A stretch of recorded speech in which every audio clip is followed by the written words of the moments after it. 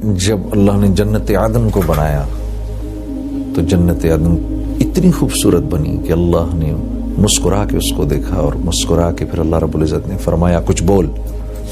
تو جنت عدن نے یہ 10 آیتیں پڑھی اللہ کے سامنے، قد افلح المؤمنون سے ہم فیہا خالدون تک. تو کتنے خوش قسمت ہیں وہ لوگ جو جن میں یہ صفات ہوں گی، جن صفات کا اللہ رب العزت نے ذکر کیا ہے، کیونکہ انسانی فطرت ہے، انسان کامیاب ہونا چاہتا ہے. تو خود ہی اللہ رب العزت ہمارے سوال کرنے سے پہلے فرما رہے ہیں کہ بھائی مومنین کامیاب ہو گئے. یا اللہ، مومنین، اچھا کامیابی کا دار و مدار جو ہوتا ہے نا وہ حسب نسب پر نہیں ہوتا، کامیابی کا دار و مدار ہوتا ہے صفات پر. میں ایک ڈاکٹر کا بیٹا بن کے یہ کہوں کہ میں بھی ڈاکٹر ہوں، یہ نہیں ہو سکتا. ڈاکٹر بننے کے لیے مجھے ڈاکٹرز کی محنت کرنی پڑے گی، پھر ڈاکٹرز کی صفات، ان کی نالج میری زندگی میں آئیں گی، چاہے میں کسان کا لڑکا ہی کیوں نہ ہوں. تو اللہ رب العزت بھی یہی فرما رہے ہیں کہ کامیاب ہو گئے مومنین. اس وجہ سے نہیں کہ ایک مومن جو ہے وہ ایک دوسرے مومن کی اولاد ہے، بلکہ اللہ نے ان صفات کا ذکر فرمایا آگے جن کی بنیاد پر ایک مومن کامیاب ہوتا ہے. اس میں سب سے پہلی جو چیز فرمائی الذین هم فی صلاتهم خاشعون، کہ جب یہ نماز میں کھڑے ہوتے ہیں، نماز میں کھڑے ہوتے ہیں تو ساری دنیا کو بھول جاتے ہیں. میرے بندے کا مجھ سے رابطہ قائم ہو جاتا ہے. اس وقت میرے بندے کے لیے مجھ سے زیادہ کوئی محبوب نہیں. اور ایک روایت میں ایسے بھی آتا ہے کہ جب آدمی اللہ اکبر کر کے کھڑا ہوتا ہے تو اللہ رب العزت کی کریم ذات انسان کے سامنے ایسے آ کے کھڑی ہو جاتی ہے، اور ایک فرشتہ ادھر کھڑا ہو کے انسان کو کان میں کہتا ہے اگر تو اس وقت دیکھ لے کہ تیرے سامنے کون سی ذات کھڑی ہے تو قیامت تک تو سلام نہ پھیرے، اگر اتنی زندگی ملے تو. تو اللہ پاک فرما رہے میرے بندے جب میرے سامنے کھڑے ہوتے ہیں ساری کائنات ان کو بھول جاتی ہے. اچھا خشوع و خضوع، میں ایک دفعہ ہمارے بڑے بزرگ ہیں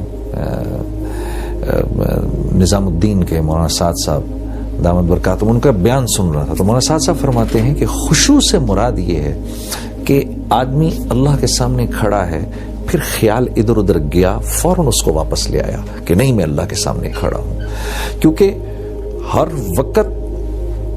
وقت دھیان یہ رہے کہ میں اللہ کے سامنے کھڑا ہوں، یہ تو ایک احسان کی لیول ہے، اللہ وہ ہمیں نصیب کرے. لیکن اگر فرض کریں وہ لیول نہیں مل رہی کہ اللہ کے نبی کا ارشاد ہے نا کہ اللہ کے سامنے اللہ کی عبادت ایسے کرو، نماز ایسے پڑھو اللہ کے سامنے جیسے اللہ کو دیکھ رہے ہو. اگر یہ نہیں کر سکتے تو کم از کم اتنا کرو کہ جیسے اللہ رب العزت تمہیں دیکھ رہے ہیں. تو میں مولانا سعد صاحب کا ایک بیان سن رہا ہوں، اس میں مولانا فرما رہے کہ خشوع اور خضوع سے مراد کیا ہوئی کہ اللہ کے سامنے کھڑے اور دھیان ادھر ادھر گیا، فوراً دھیان کو واپس لے آئے کہ نہیں میں اللہ کے سامنے کھڑا ہوں. تو اپنے آپ کو مرکوز کر دیا. ہاں ورنہ تو اللہ کے نبی کا جو ارشاد ہے، جو احسان کا درجہ اللہ وہ ہم سب کو نصیب فرمائے کہ اللہ کی عبادت ایسے کرو جیسے اللہ کو دیکھ رہے ہو. اگر ویسے نہیں کر سکتے تو پھر ایسے کرو جیسے اللہ رب العزت تمہیں دیکھ رہے ہیں. تو کم از کم درجے میں ہم یہاں تک پہنچیں. پھر اللہ نے چاہا اللہ سے دعا کرو اے اللہ، جیسے اللہ کے نبی صلی اللہ علیہ وسلم فرمایا کرتے تھے کہ نماز میری آنکھوں کی ٹھنڈک ہے، اللہ نماز کو ہماری آنکھوں کی ٹھنڈک بنا دے. والذین هم عن اللغو معرضون، نماز کلمے کے بعد سب سے بڑی عبادت جو اللہ کو مطلوب ہے وہ نماز ہے. تو نماز کا ذکر سب سے پہلے فرمایا، اس کے فوراً بعد کون سی بات فرمائی وہ بڑی عجیب ہے. اس کے بعد روزہ رکھنے کو نہیں فرمایا، زکوٰۃ دینے کو نہیں فرمایا، حج کرنے کو نہیں فرمایا. اس کے بعد فرمایا مومنین میرے کامیاب بندے وہ ہیں جو اپنا ٹائم ضائع نہیں کرتے، فضول کاموں میں اپنے وقت کو ضائع نہیں کرتے. امام ابو داؤد رحمہ اللہ نے روایت میں آتا ہے کہ 1.5 لاکھ احادیث کا مطالعہ کیا. فرماتے ہیں پھر فرماتے ہیں میں نے اس میں سے تقریباً 1,500 احادیث نکالی. ان میں سے 4 احادیث جو تھیں وہ ان 1,500 احادیث کا نچوڑ تھیں. وہ کیا تھی؟ سب سے پہلے کون سی تھی انما الاعمال بالنیات. دوسری، جس بات کو اپنے لیے پسند کرو اپنے مسلمان بھائی کے لیے بھی وہی پسند کرو. تیسری، ایک حلال ہے ایک حرام ہے، بیچ میں مشتبہ ہے. جو مشتبہ کو بھی چھوڑ دے گا، جب وہ دعا کرے گا فرشتے اس کی آمین پر آمین کہیں گے. اور چوتھی کیا تھی؟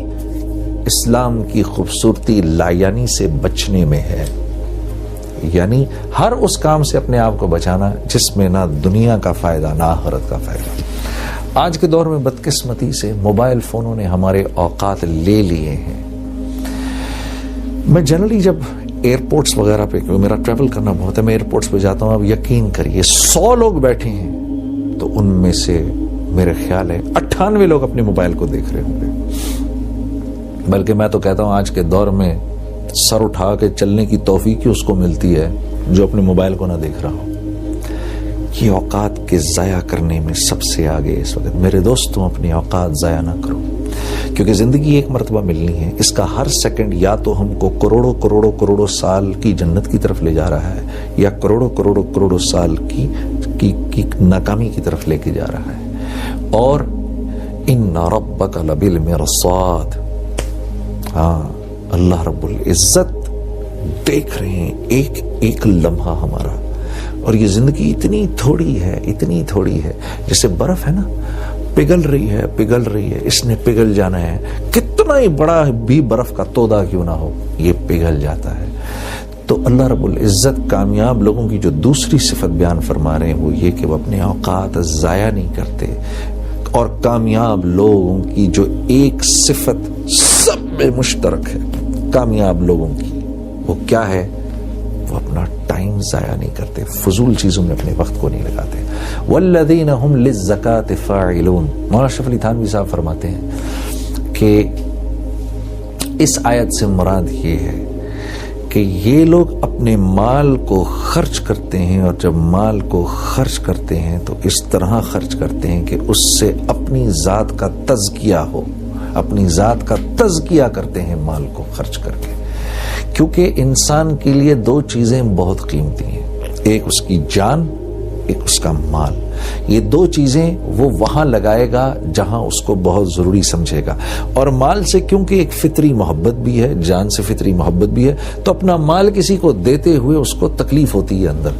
اور اسی لیے اللہ رب العزت نے ایک جگہ اور قرآن میں فرمایا ان اللہ اشترى من المؤمنین انفسهم واموالهم بان لهم الجنہ، کہ اللہ نے مومنین کی جان اور مال خرید لیے ہیں.